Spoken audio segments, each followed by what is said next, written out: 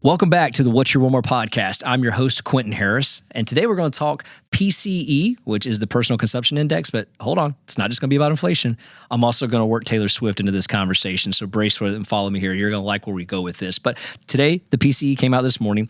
All things from the headlines and the core all went down, which is great, and we expected that. It's kind of unfortunate the Federal Reserve didn't have this on Wednesday when they went and had their meeting, when they raised a quarter, but I think that was coming regardless of what this reading is, because it's not at the core reading of 2% that they are targeting and that they want. But we are coming down, and that's a win and that's a success. How much further we have until we get to the target rate? Is it even achievable? Who knows? That's debatable. But we do know this. It's coming down, and 9% it once was to in the 4% range right now is much better. So let's talk about what PCE is. We know it's Personal Consumption Index. We talk about this as consumer spending. This is what we're spending money on. And there's all kinds of items in that, from shelter to autos, using your credit cards. I mean, the list goes on and on. But there's also a leisure and hospitality section in there, which often doesn't really get on the radar of Topic Manor that much. But in this particular show, I want to do that. And I kind of want to take something and talk a little bit about Swiftflation. Yeah, you heard me, Swiftflation. You're going, Q, I'm listening to a show about financial headlines and clearing the air and financial literacy and investment. And then, you have guests on there that range from all kinds of Topic Manor. Obviously we can't get Taylor Swift on the show by any means, but we're going to talk about this Swiftflation topic, and we're going to break down some things that we're seeing happening in the cities that she's going to in the United States. And to think that one artist, of our generation, I tell my kids all the time, this is like your Michael Jackson. I mean, this is the tour. This is that person. They are changing the lives of cities and the people that live in those cities when these shows come to town. I mean, in many cases, she's doing 2-3 shows a night in these cities when she goes, and there's a huge economic impact. Well, we've talked about on here. The Federal Reserve obviously wants to see consumers slow down their spending. They want to cease and tighten the credit market so that you quit doing that. Well, when Taylor Swift comes down, all bets are out the window, and let's kind of start with the tour itself. When it started, if you live on planet Earth, she's on tour, and you also know that the ticket sales didn't go as planned, right? If you have a daughter and she definitely want to go to that concert, you were one of the people that were on Ticketmaster for hours after you pre-registered and you got validated. You waited in hours to get into the waiting room, and then from the waiting room to make the purchase of the tickets. Yes, I know, because we experienced that as well. And then you get in there, and then there was this flaw. You couldn't make the purchase, or the tickets were flying before you could get them, and it said, timed out, this and that. And what you found were that potentially these bots got in there and bought up all the tickets, and ticket prices that normally would have been face value now were 10 times face value. And we've heard all the stories from people being sold false tickets to losing the ticket. I mean, the list goes on. And then all these parents having to dump thousands of dollars to their kids to be able to go see a Taylor Swift concert that came to town. Now remember, sometimes there's 3 shows in there. So the economic impact of the Taylor Swift's Era Tour actually caught the eye of the Federal Reserve. In their most recent commentary, you actually hear them bring this up. In the Beige Book, they actually said that her tour is consisting of the 52 dates in the United States, over 131 shows globally, right? But it's on track to become the biggest in the history ever. And the ticket sales are predicted to gross $1 billion. And the entire tour itself has the potential to be at $4.6 billion of consumer spending just in the United States. That's what we're talking about. That's what PCE is. It's measuring the consumer spending. This has the depth to get to $4.6 billion of economic impact spending in the cities that she goes to. And so it was enough to catch the eye of the Federal Reserve for them to even make commentary on it, which is interesting. But, if you take a look at it, with the post-pandemic's new normal, consumers are prioritizing entertainment over an imminent recession. And we see it happen, but it's happening at such a robust level right now that it's like the perfect storm for the Swift tour, because customers are gladly going in debt, gladly liquidating savings to get a ticket to this show.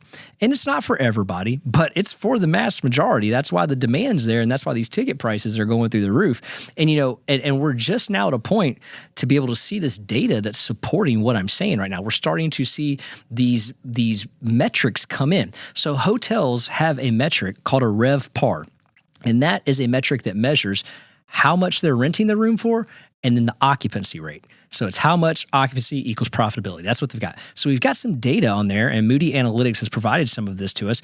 And you're seeing inside, and I'm going to put this chart. If you go to our YouTube channel at What's Your One More, click on subscribe. You'll get access to these links on there, and you also will see the charts. We'll also put them on our social, so check us out on our social at What's Your One More with the number one. I'm sure we're going to get some comments on this one.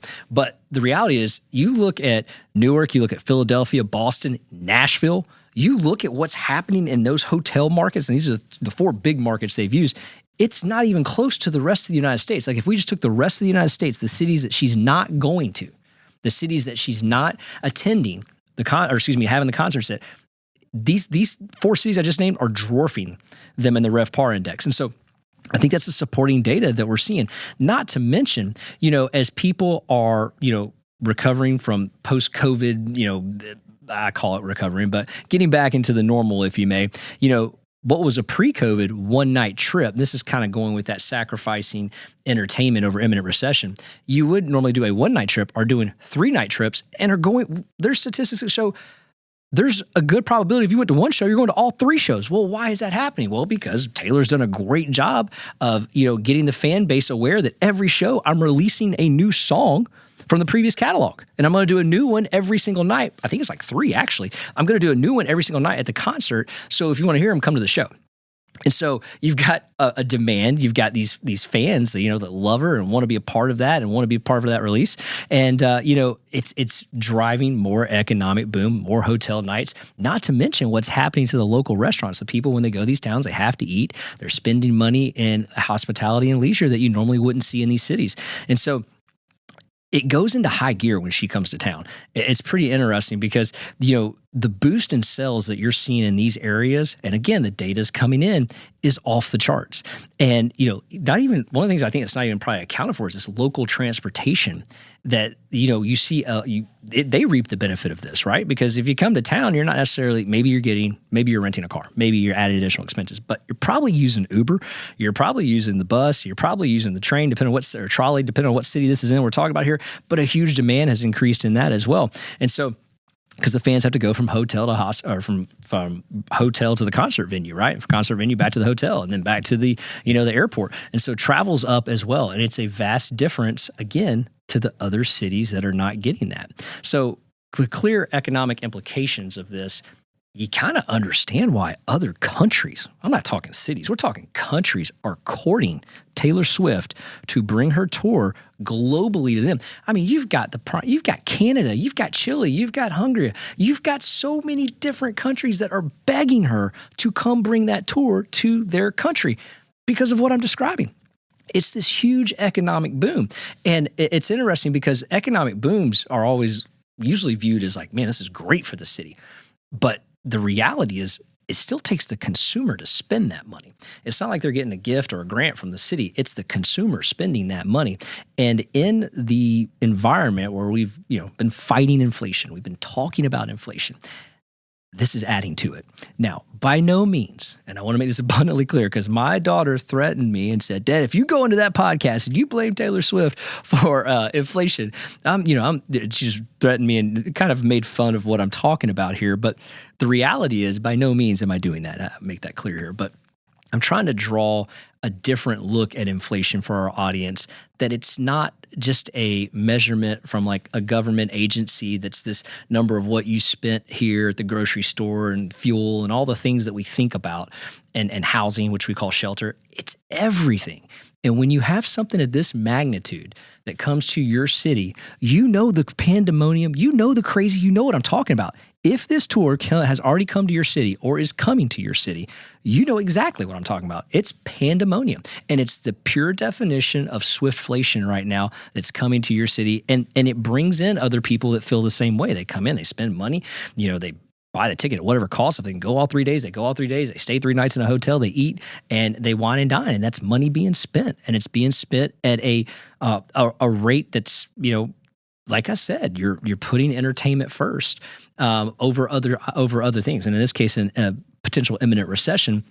And I will say this, there's a lot of debate on, is this recession, are we in one? Are we going to get in one? Has the Fed figured it out to where it's a soft landing? I mean, the reality is this: probably in one, probably already had one happen. By definition, 2 negative GDPs is technically a definition of a recession, even though it wasn't deemed that by the governing source that would call this an official economic recession. We'll see that probably later on. Usually years down the road they do that. But the reality is this tour is something that has a lot of steam behind it as form of spending money. And one of the things that I think that from this tour that I got in my own personal world that I recognized was that, Taylor Swift can pretty much do anything she wants whenever she wants. She has the power to do it. She has the manpower, and Lord knows she has the monetary means to do it. In that particular situation where those tickets went from face value to 10, 15, in some cases 20 times face value, the thing from the fans that I always thought was interesting is that if it really was about the fans, and this is probably where I'm going to get some people hating on this one, if it really was about the fans, that same person that has the means to take down an entire set of catalogs, re-record them, redo them to get them away from the rights, to give her the rights to that music. Now, to redo the whole thing, we're talking hundreds of songs, redo the whole thing. That same person could also build an exclusive platform to hold those tickets on. That same person could also probably alter the dynamic of how Ticketmaster sells those tickets to change that experience to where that doesn't happen for those fans. But in the meantime, what you're seeing is a tremendous amount of money being spent at the cost of the consumer to go see one of the greatest concerts on tour right now and one of the greatest performances on tours right now. And you can clearly see with the data that's come in now that she's always halfway through the tour, we can get this data and see what it's doing. It's unbelievable what it's doing in these markets. So if she's coming to a town near yours, get ready because you're going to see the economic impact of that. And in the meantime, it's going to continue to show up on the PCE readings. And think about this. We're not making this up. If the Federal Reserve is making commentary about the impact of the tour, it's definitely hitting home. So good news is PCE is coming down. It didn't come down at the rate we wanted. It was a slight downtick, but it was better than nothing. So we will look for the Federal Reserve to meet on the next 6 weeks from Wednesday. We are hoping for a pause, but we'll see what happens. But until the meantime, if you get a chance, check out that tour. I absolutely highly recommend it. My daughter went, said it was amazing. Hopefully you don't spend a lot of money to see it. And if Taylor Swift's coming to a town near yours, get ready. You're going to see a spending frenzy. It's going to happen right in front of you, right in front of your very eyes. You're going to see the whole PCE complex happen right in front of you here.